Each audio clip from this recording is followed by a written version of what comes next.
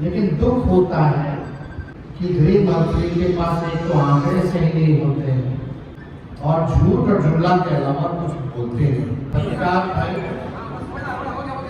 आप सबको और आप सबके तरफ से अपने दल पार्टी और राष्ट्राध्यक्ष की तरफ से नवरात्र की शुभकामनाएं देते हैं। और आज का प्रेस कॉन्फ्रेंस में आप सब आए, इसके लिए धन्यवाद। और आज हम लोग प्रेस कॉन्फ्रेंस कर रहे हैं। आप सबको पता है कि चुनाव बिहार में होने जा रहा है। कब होगा नहीं होगा वो तो बीजेपी के हाथ में है। जब बीजेपी इलेक्शन कमीशन को इशारा करेगी तो चुनाव हो जाएगा। लेकिन बिहार की जनता हम लोग से भी ज्यादा तैयारी इस बार कर रखी है कि 20 साल तक जिन्होंने शोषण किया, बिहार को बर्बाद किया, इस बार बिहार जो है उन लोगों को सबक सिखाएगा और परिवर्तन करेगा। अब चुनाव का माहौल है तो हमने पूर्व में ही कहा था दिल्ली चुनाव के बाद कि बीजेपी या केंद्र के सारे मंत्री या देश भर में या दुनिया भर में जितनी ताकत है बीजेपी के पास, वो सारे ताकतों को जो है बिहार चुनाव में उतारने का काम करे। और कूद कूद के लोग जो है बिहार का दौरा करेंगे। और इसी दौरे पर कुछ दिन पहले, 2 दिन पहले अमित शाह जी बिहार है। अच्छी बात है, आना चाहिए, हमेशा आना चाहिए। लेकिन बीजेपी की तो परंपरा है कि जिस राज्य में जब चुनाव होता है वहीं ये लोग पहुंचते हैं। हालांकि ये उनका अपना निर्णय है। अमित शाह जी आए। अमित शाह जी भारत के गृह मंत्री हैं और प्रधानमंत्री के बाद सबसे पावरफुल नेता और मंत्री भारत सरकार में वही है। लेकिन दुख होता है कि गृह मंत्री के पास एक तो आंकड़े सही नहीं होते हैं और झूठ और जुमला के अलावा कुछ बोलते नहीं। ये सच्चाई है। अगर आप लोग भी उनके पूरे वक्तव्य का अगर निकाल करके देखें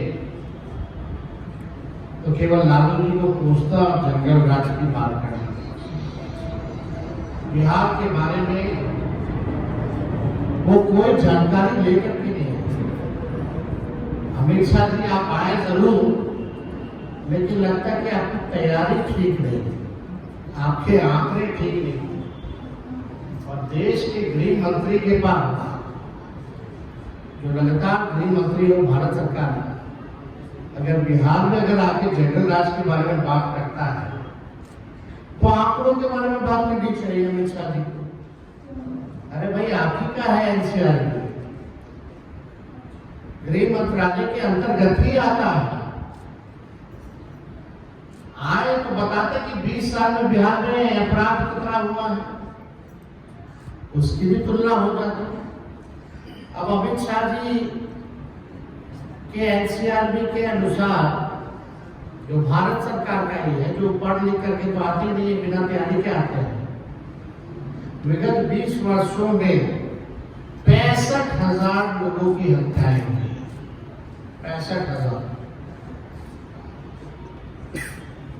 25,000 हुए, 1 लाख अपहरण हुए हैं, 3 लाख से अधिक चोरियां हुई हैं और पुलिस कर्मियों पर हमला और हत्या इनके 20 वर्षों में सबसे ज्यादा, सबसे अधिक हुई। कम से कम ये आंकड़ा बताना चाहिए। अमित शाह जी आए, जनरल राज के बारे में बात कर रहे थे। इनके प्रधानमंत्री जब आए थे तो 40 घोटालों का जिक्र किया था बिहार में नीतीश जी। अगर अमित शाह जी आए तो सुप्रीम कोर्ट की जो टिप्पणी बिहार सरकार को, एनडीए सरकार को लेकर के रही है, वो भी बताना चाहिए। शर्मनाक, अमानवीय, दुर्भाग्यपूर्ण, लापरवाह, बेहद डरावना, बेहावा बिहार सरकार क्या कर रही है। ये क्या हो रहा है बिहार में, चाहे बालिका गृह कांड के बारे में या अन्य घोटालों के बारे में या अन्य अपराध के बारे में, सुप्रीम कोर्ट और पटना हाई कोर्ट की जो टिप्पणी जो रही वो भी बताने की जरूरत थी कि इनके 20 साल के सरकार में कोर्टों ने ये टिप्पणी की। ये जंगल राज के बारे में बात करते हैं, और जब जंगल राज का टिप्पणी उच्च न्यायालय ने जब किया तो वो कोई लॉ एंड ऑर्डर को लेकर के नहीं किया था, एडमिनिस्ट्रेशन को लेकर के नहीं किया था, बल्कि पटना नगर निगम को लेकर के किया गया था। और उस समय जब लालू जी मुख्यमंत्री थे तो जो नगर निगम जो था वो बीजेपी के नेतृत्व में था। तो अगर फैक्ट अगर ये लोग बात करते हैं तो तथ्यों में जो है इन लोगों को बात करनी चाहिए। वो जंगल राज भी बीजेपी नेतृत्व पे ही टिप्पणी था, ये उनको बताने की जरूरत है। सुप्रीम कोर्ट ने क्या क्या कहा, लेकिन यहाँ आए तो ये भी उन्होंने नहीं बताया कि अनुसूचित जाति जनजाति आयोग के अनुसार बिहार में दलित पिछड़ों पर सबसे अधिक अत्याचार जो है हुआ है। ये क्यों नहीं उन्होंने बताया।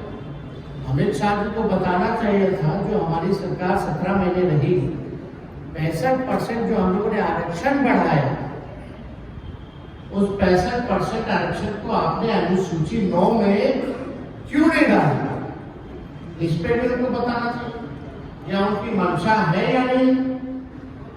और आप बताइए, जब एनडीए की सरकार थी तो बिहार और झारखंड में बंटवारा हुआ था, तो उस समय डील तय हुआ था, अटल जी प्रधानमंत्री थे, कि बिहार को 1,79,000 करोड़ का पैकेज जो है दिया जाए।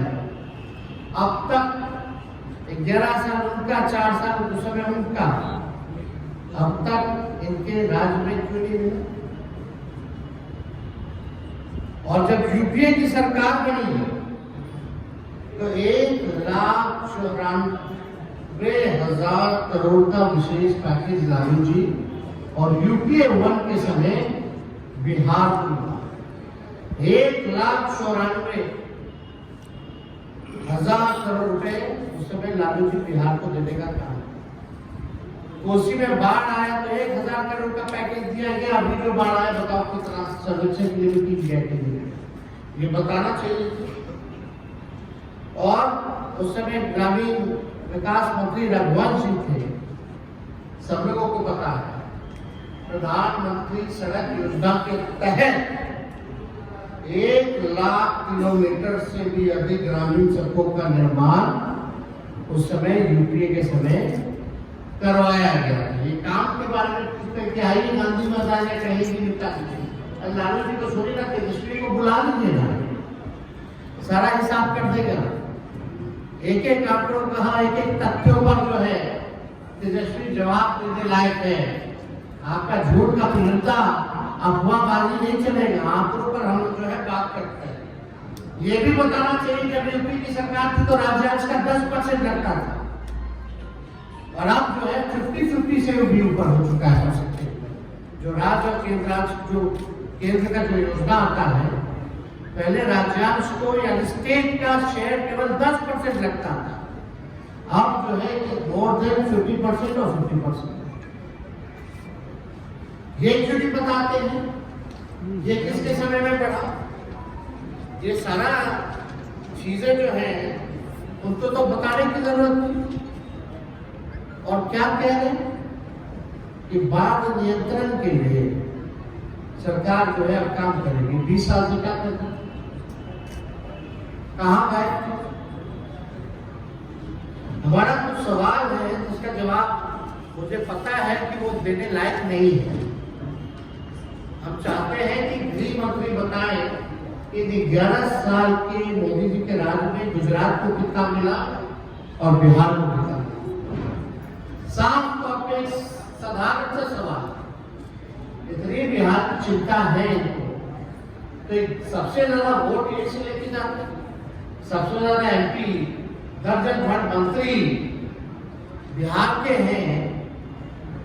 ये सौतेला व्यवहार करते, जरा हिसाब बताएं कि गुजरात को 11 साल में और बिहार को 11 साल में इन्होंने कितना दिया। ये हिसाब 20 वर्षों में पलायन रोकने के लिए इनकी डबल इंजन की सरकार ने क्या किया, कितने विश्वविद्यालय इन्होंने स्थापित किए। केंद्रीय विद्यालय बता दें, विश्वविद्यालय छोड़िए, केंद्रीय विद्यालय बता दें कि बिहार को इन्होंने कितना दिया। युवाओं के लिए नौकरी और रोजगार के लिए क्या किया। हम थे तो 5 लाख को सरकारी नौकरी मिला, नियुक्ति पत्र बढ़ा, 3.5 लाख प्रक्रिया धीर रहे, उसी का कॉपी करके लोग हर जगह नियुक्ति पत्र आदि जगह बांटते रहे। इसके बारे में बताना चाहिए कि बिहार के कितने लोगों को नौकरी और रोजगार इन्होंने दिया। विगत 20 वर्ष में एनडीए की सरकार ने, केंद्र सरकार ने बिहार में कितने चीनी मिल जो है वो चालू कर, प्रधानमंत्री जी कहाँ चीनी चालू मिल शुरू करके वही का चीनी का चाय कितना बार पिए यही बता, और जरूर वो पिए होते तो जरूर दिखा के पीते, वो कमरे में तो पीते नहीं ऐसे कामों को। और प्रोपेगेंडा चलता, विज्ञापन छपता, ढोल नगाड़े बजाए गए होते। हो सकता है चाहे वो खुद ही बनाते और खुद ही पीते या लोगों को पिलाते, लेकिन अभी तक कितना चीनी मिली चालू करा करके उसी चीनी का ये चाय ये लोग पिए हैं, ये बताने की जरूरत है। बाढ़ नियंत्रण बचाव के लिए क्या किया ना, स्पेशल पैकेज दिया अभी जो फिलहाल जो 20 साल में नहीं किया, उससे क्या उम्मीद की जा सकती। बेरोजगारी, पलायन, गरीबी में नीति आयोग की रिपोर्ट में बिहार जो है सबसे अव्वल राज्य है बेरोजगारी में, गरीबी में, पलायन में। इसमें एक बारे में इस बारे में कोई चर्चा जो है इन्होंने नहीं की। नीति आयोग का जो विकास का सूचकांक है बिहार सबसे फीसदी है। आप देखिएगा प्रति व्यक्ति आय, प्रति व्यक्ति निवेश, किसानों का आय, हर चीज में बिहार जो है फीसदी है। हमने विधानसभा में पूछा कि नीतीश जी अगर विकास पुरुष है तो 20 सालों में ये बीजेपी की डबल इंजन की सरकार ने एक काम ऐसा बता दो जिसमें बिहार नंबर 1 है। एक काम बता दे जिसमें बिहार नंबर 1 है।